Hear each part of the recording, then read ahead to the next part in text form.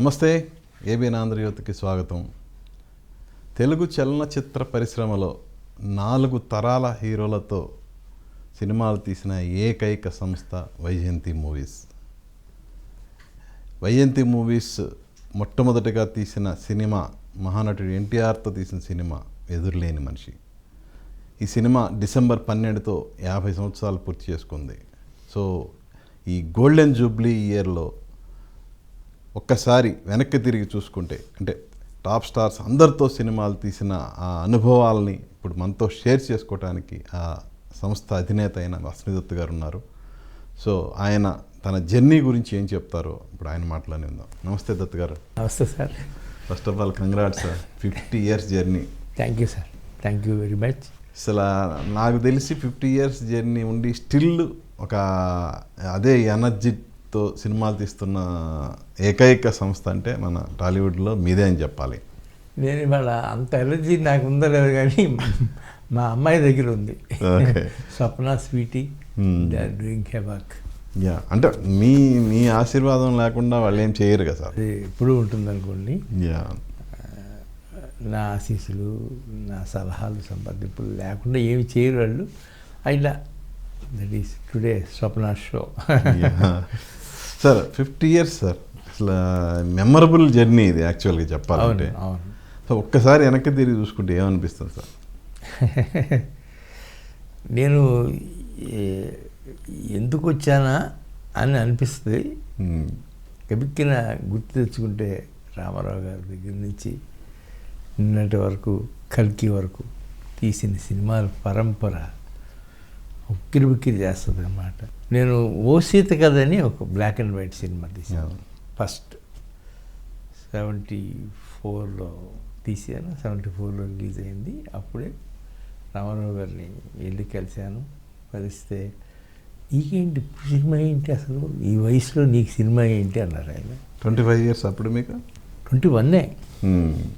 మీ అభిమానిగా వచ్చాను, తీస్తాను అంతే.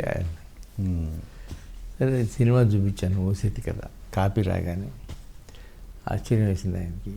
ఏంటి ఇంత ఈ కుర్రాడు వచ్చాడు సినిమా తీయమంటాడు. సరే కానీ అని అలా ఆశీర్వదించి ముందు. కాదు సార్, 21 years ఓకే, సినిమా అంటే ముందు కొంతమందితో కలిసి తీశారు ఓ సీత కథ, అది మంచి ఓకే హిట్ అయింది. కానీ అప్పటి టాప్ స్టార్స్ అయిన ఎన్టీఆర్, ఏఎన్ఆర్ టాప్ స్టార్స్ ఎన్టీఆర్తో సినిమా చేయాలి అని ఒక్క సినిమా అనుభవంతో డైరెక్ట్గా ఆయన దగ్గరికి వెళ్ళి ఏ ధైర్యంతో మీరు అడగగలిగారు సార్? నేను మొట్టమొదటి నుంచి ఎన్టీఆర్ ఫ్యాన్ని, అలాగే నాగేశ్వర గారు కూడా. కాకపోతే నాకు అసలు ఏమే ఎన్టీఆర్తో సినిమా తీయాలి అని వచ్చాను కాబట్టి ఆయన కూడా ముందు నమ్మలేదు అసలు. ఏంటి 20 years, ఇట్లా 21 yearsలో వచ్చాడు నా దగ్గరికి, ఇలా సినిమా తీద్దామంటున్నాడు, ఏంటిది అని ఆయన ఆశ్చర్యపోయారు ముందు చాలా రోజులు. తర్వాత ఒప్పుకున్న తర్వాత నా యాక్టివిటీ అది చూసి చాలా ముచ్చటపడ్డారు ఆయన. అంటే సినిమా ఒప్పుకోవటం ఒక ఎత్తు అయితే, మీ బ్యానర్కి ఆయనే పేరు పెట్టడం. అవును. అసలు అది ఆయన నేను కూడా ఏం చేశానంటే, నా బ్యానర్కి అప్పటి వరకు ఏం పేరు పెట్టలేదు. మీరే చెప్తారు కదా అని నేను పెట్టలేదండి అన్నాను. కాల్ షీట్లు ఇచ్చేటప్పుడు నీ బ్యానర్ ఏంటి అన్నారు. నేనంటే ఆయన అవునా అని కళ్ళు మూసుకుని ఇది చూశారు. అక్కడ కృష్ణుడి విగ్రహం ఆయనదే ఉంది. కృష్ణుడి వల్ల వైజయంతి మాల, వైజయంతి మూవీస్ అని పెడదామే అన్నారు. అలాగే అంతే, వైజయంతి మూవీస్. అలా ఆ తర్వాత నుంచి ఆ మహానుభావుడు ఆశీస్సులే ఇవాటి వరకు. నిజంగా గ్రేట్ సార్, ఆయన ఆశీస్సుల ఫలితము, ఆయన నోటి నుంచి మీ ఆ బ్యానర్ స్థాపించడం, స్టిల్ ఇప్పటికీ సినిమాలు తీస్తూ ఉండటం. ఒక విధంగా చెప్పాలంటే అసలు ఆయన క్రెడిట్ అంతా అయిందేనండి. క్రెడిట్ అంతా అయింది. ఓకే, ఆయన కాల్ షీట్లు ఇచ్చిన తర్వాత సార్ ఆయనకి సరిపడ సబ్జెక్టు తీసుకున్నారు. అవును. కానీ బాపయ్యని డైరెక్టర్గా తీసుకోవడానికి రీజన్ ఏంటి సార్? ఆయన అప్పట్లో కొంచెం డౌన్ఫాల్లో ఉన్నారు. బాపయ్య బాగానే ఉన్నాడు. బాపయ్య అంటే అంతకు ముందు వరకు పెద్ద హిట్లే లేవు. అప్పుడు సొగ్గడు కూడా చేస్తున్నాడు ఆయన. సో రన్నింగ్లో ఉంది. రన్నింగ్లో ఉంది. నేను 12 అనుకుంటే ఆయన 19 వచ్చారు రామారాయుడు గారు. అట్లాగే రామారావు గారు కూడా ప్రతిదీ అబ్జర్వ్ చేసి ప్రతిదీ జాగ్రత్త జాగ్రత్త, నువ్వు ఎక్కువ ఖర్చు పెట్టద్దు, అది ఇది అని చెప్తూ ఉండేవారు. నాకు ఎదురులేని మనిషిలో కానీ, యువ పురుషులో కానీ, అవుట్డోర్ షూటింగ్స్లో ఆయన సహకరించిన విధానం హ్యాట్స్ ఆఫ్ టు. ఇంకోటి సార్, యాక్చువల్గా ఈ సినిమాకి సబ్జెక్టు బమ్మిడిపాటి గారని వేశారు కదా. అవును. కానీ కొంచెం ఇది జానీ మేరా నామ్ అవును టైప్లో ఉంటుంది కదా సబ్జెక్ట్ మొత్తం అది. అవును, అంటే జానీ మేరా నామ్ వాళ్ళు తీశారు కదా. రామారావు గారి మేకప్ మెన్ ఆయన ఏదో సినిమా తీశారు అప్పుడు. ఓకే. ముగ్గురు అన్నదమ్ములు అని. అది అన్నదమ్ముల అనుబంధం కదా. అనుబంధం. యాదవంకి భారత్ అది. యాదవంకి భారత్. దానికి దీనికి కొద్దిగా యాదవంకి భారత్కి దీనికి పోలికలు ఉన్నాయి అని అనుకునేవారు తప్ప మనకి ఇక్కడ సినిమాలో ఆ పోలికే ఎక్కడ లేదు, కనపడలేదు, రాలేదు. అసలు ఆ సినిమా షూటింగ్ జరిగిన నాళ్ళు రామారావు గారిని మీరే కార్లో తీసుకొని వెళ్ళామంటే షూటింగ్. అవునండి, అది ఒక్కటే కాదు. రామారావు గారు కొద్ది రోజులు నాతో అలవాటు పడిపోయిన తర్వాత ఆయన ఎక్కడికి వెళ్ళాలన్నా నాకు ఫోన్ చేసేవారు. దా మౌంట్ రోడ్ ఉందా అనేవారు, లేకపోతే ఎక్కడికన్నా ఒక ఫంక్షన్కి వెళ్ళాలరా, ఇంకోటి. అట్లాగే నా కారులోనే తిరిగేవారు ఆయన. అది మాత్రం మర్చిపోలేను నేను. యుగ పురుషుడప్పుడు కూడా అంతే, నా కారులోనే వచ్చేవారు, నా కారులోనే వెళ్ళేవారు.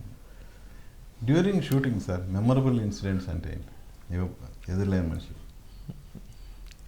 ఇవన్నీ మెమరబుల్ ఇన్సిడెంట్స్ అండి. నా వరకు నాకు అన్నీ మెమరబుల్ ఇన్సిడెంట్సే. ఆయనతో పాటు ఆయన జగ్గయ్య గారిని పెట్టాను, వాళ్ళని పెట్టాను, వీళ్ళని పెట్టాను, అన్నీ ఆయనతో చెప్పే చేసేవాడిని. బాగానే ఉంటుంది అనేవారు. అబ్జెక్షన్ అసలు ఎక్కడ దేనికి అబ్జెక్ట్ చేయలేదు ఆయన.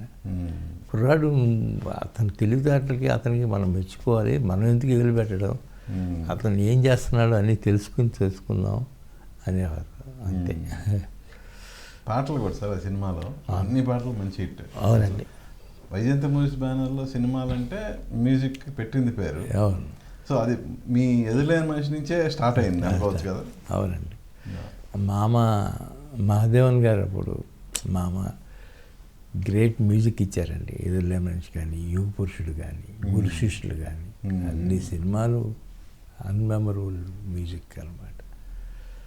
అదే అలవాటు అయిపోయింది. ఇక అక్కడి నుంచి నేను మ్యూజిక్ మీద కూర్చోవటం, మ్యూజిక్ మీద దాంతోనే మ్యూజికల్ హిట్స్ తీస్తారు అనేది ఒకటి వచ్చింది. సినిమా రిలీజ్ అయ్యి మంచి హిట్ అయింది సార్. సో ఈ సినిమా రిలీజ్ అయిన 1 వీక్కే బాపయ్య గారు ఇందాక మీరు చెప్పినట్టు బాపయ్య గారు డైరెక్ట్ చేసిన సోగ్గాడి సినిమా వచ్చింది, నాయుడు గారిది. అవును, అది కూడా సూపర్ హిట్ అయింది. అవును, మనకంటే హిట్ ఎక్కువ. ఆ సంవత్సరం బ్లాక్ బస్టర్ అంటే అదే. అంటే దాని ఎఫెక్ట్ ఏమన్నా మనకి మన రేంజ్ని ఏమన్నా కొంచెం ఏమైనా తగ్గించిందా? ఎలా? నేను తగ్గించిందని అనుకోవట్లేదండి నేను. మన ఎదురులేని మనిషి, మన కలెక్షన్స్, మన పండగ తర్వాత కూడా మనం బాగా ఓపెనింగ్స్లో అసలు రికార్డు కదా అప్పట్లో ఎన్టీఆర్ గారికి. దాంతో ఎన్టీఆర్కి రికార్డు ఓపెనింగ్ అనేది మన సినిమా తీసుకొచ్చిందండి. సార్ ఈ సినిమా రిలీజ్ అయిన తర్వాత మళ్ళీ మీరు యుగ పురుషుడు తీశారు ఎన్టీఆర్ గారితో. కానీ ఆ సినిమా మిమ్మల్ని సాటిస్ఫై చేసిందా? గ్యారంటీగా సాటిస్ఫై చేసిందండి. మంచి కథ, ఇటు కంపేర్ టు ఎదురులేని మనిషి. లేదండి, ఎదురులేని మనిషి యుగ పురుషుడే కదా. అందులో కూడా పాటలు చాలా బాగుంటాయి, అన్నీ మ్యూజికల్ హిట్సే కదా. యుగ పురుషుడు ముందు మొదలుపెట్టింది అక్కడే మొదలుపెట్టాం. కొంతకాలం హైదరాబాద్లో షూటింగ్ చేసాం.